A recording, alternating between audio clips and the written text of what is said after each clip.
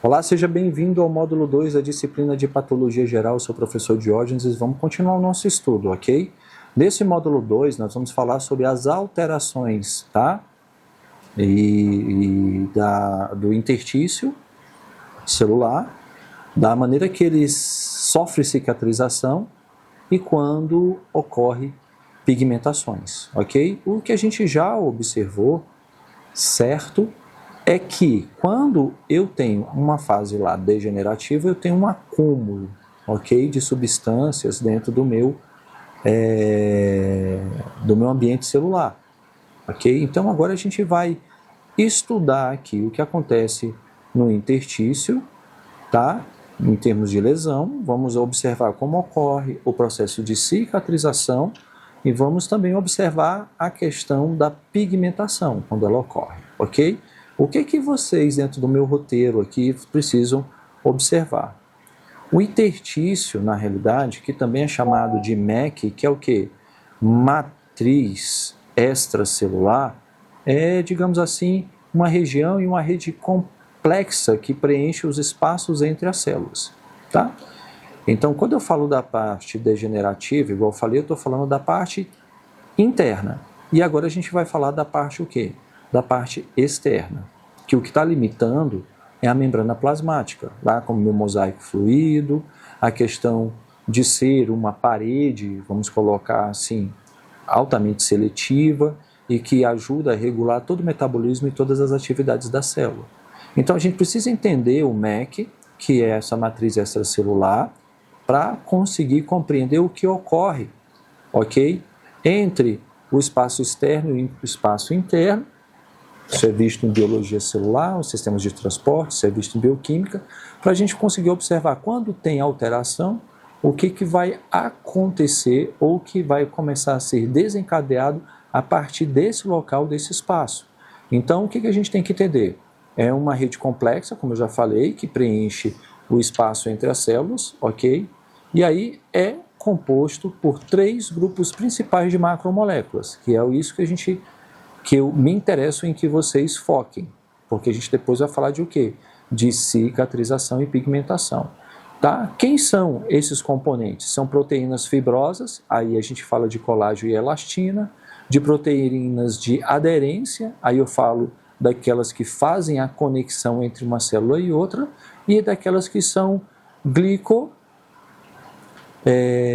saminoglicanos, ok? Que é a parte de gordura, tá?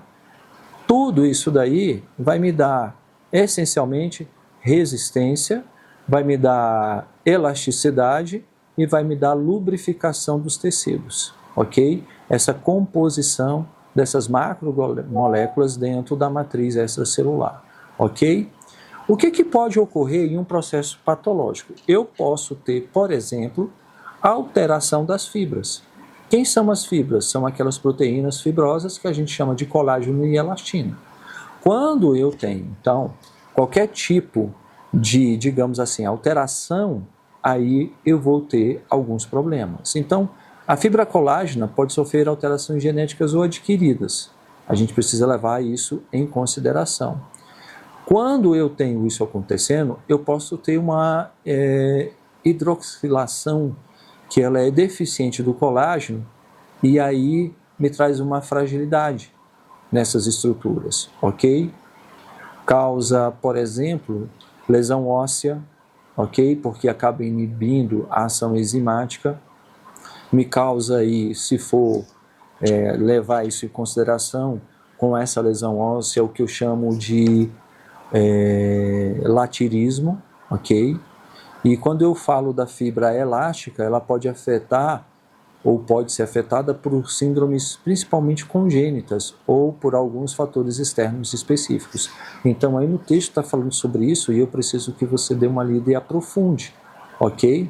Eu posso ter também o que a gente chama de esteatose solar, que é uma degeneração que ela ocorre por o quê? Por radiação. Então está aí no texto, dá uma aprofundada nesse conteúdo, porque ela é uma lesão adquirida por conta de exposição crônica à radiação solar, tá? E acaba resultando na degeneração de fibras elásticas, ok? E do colágeno na pele. Então, o que vai acontecer? Vai acontecer um espessamento da pele, com coloração que vai ficar mais acelerada, conferindo um aspecto tipo de uma casca de laranja, ok? Especifiquei isso aí, tá? Então, é importante que vocês, digamos assim, dissequem essa questão da degeneração por radiação para entender os componentes que são afetados, tá? E as características patológicas que ocorrem no tecido depois que isso acontece. Eu tenho também as famosas transformações fibrinoide. Essas transformações fibrinoides são alterações caracterizadas por presença de material acidófilo, tá?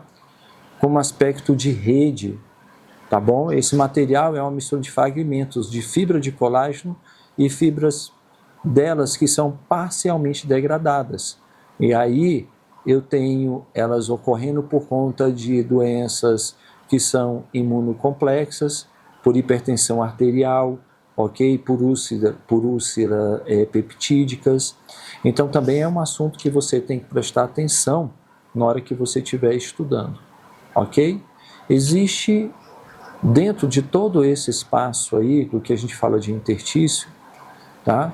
Eu tenho aí uma formação de tecidos. Na formação de tecidos, a gente vai falar de tecido de granulação e cicatrização.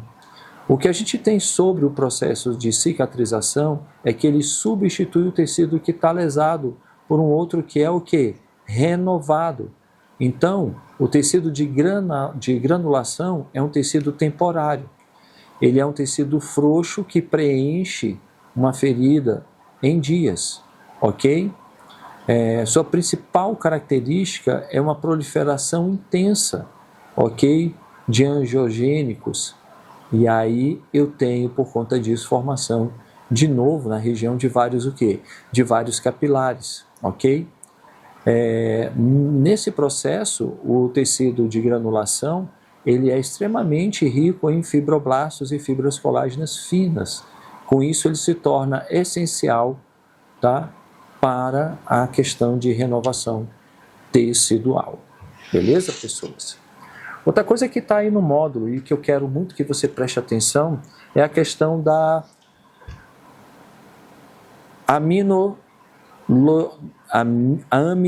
desculpa, lá vai eu mais uma vez com palavras que para mim travam a língua. Eu acho que quem está tendo disciplina comigo, outras disciplinas gravadas, já passaram por isso, tá, gente? Tem algumas palavras que não sei por que trava a língua, mas eu vou colocar aqui. Aminoidose, pronto, consegui, tá bom? É um conjunto de doenças do depósito intersticial, ou seja, aí nesse caso é o que a gente já viu, tá? No primeiro módulo, é quando eu tenho isso acontecendo dentro do espaço intersticial. Então é caracterizado principalmente por depósito lá dentro de proteínas fibrilares, tá? E essas proteínas, elas são o quê? Insolúveis, ok? Nessa condição aí, quando elas acumulam, elas comprimem e causam hipotrofia, ou seja, a célula ela vai para uma atrofia, joia? Ela vai diminuir de tamanho quando isso ocorre, tá?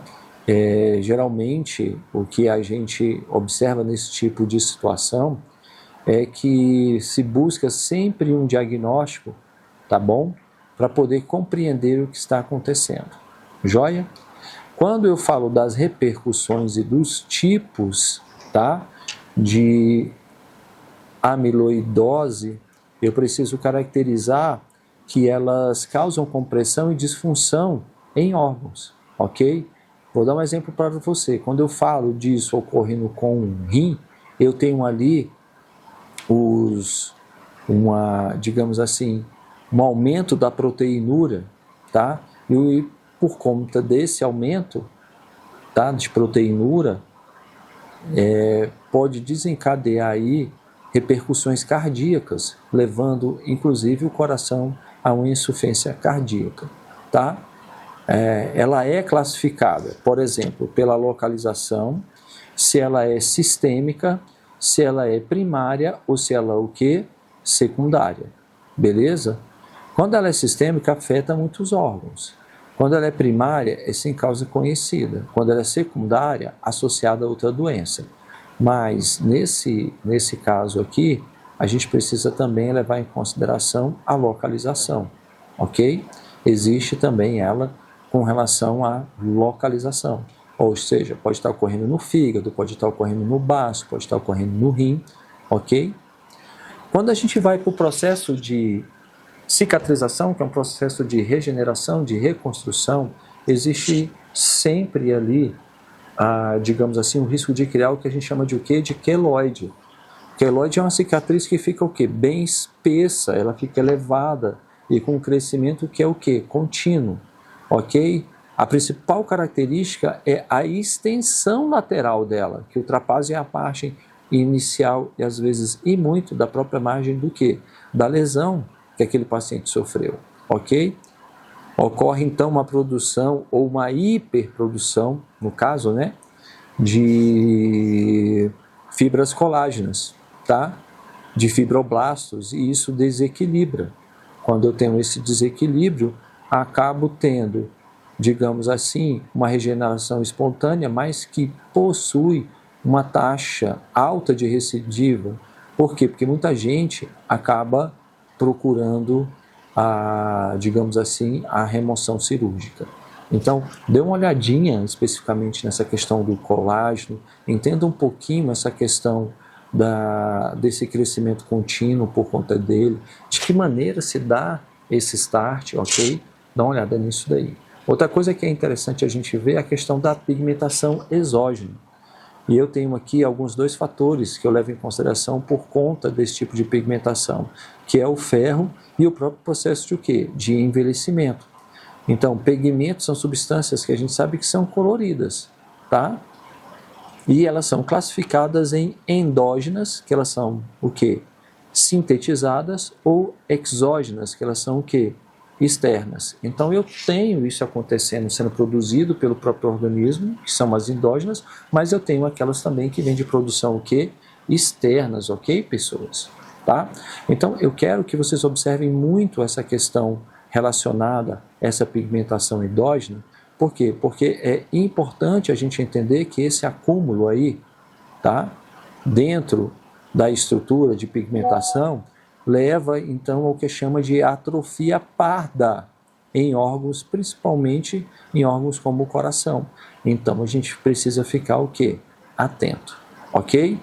Então a gente falou de pigmentações endógenas, tá? E a gente tem a pigmentação exógena e endógena, para a gente conseguir falar sobre a melanina, que também está aí no material de vocês, tá? A melanina, no caso, ele é um pigmento endógeno, tá? Ela é produzida, ela é formada lá onde? Nos melanócitos, pela oxidação da tirosina.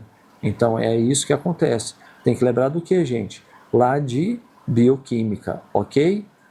Então a antracose é o depósito de pigmento exógeno, ok? E aí o que acontece? Ele acaba, digamos assim, sendo inalado. Isso é muito mais, digamos, acontece muito mais com fumantes do que qualquer outra pessoa, tá ok? Então olha só, se você tem melanócito que está reagindo dessa forma, principalmente com relação ao que a gente vai ver daqui a pouco, com relação ao uso, por exemplo, de cigarros, ok? Você está sempre dando estímulo para que ele continue o quê? Produzindo, tá? Produzindo e manchando a sua pele, ou criando zonas de pigmentação na sua pele, no seu rosto, ok? Tudo que a gente viu até aqui é de suma importância para que você possa compreender os ramos de atuação da nossa enfermagem aqui na SCOM. Tá joia? A gente se vê daqui a pouco no terceiro vídeo.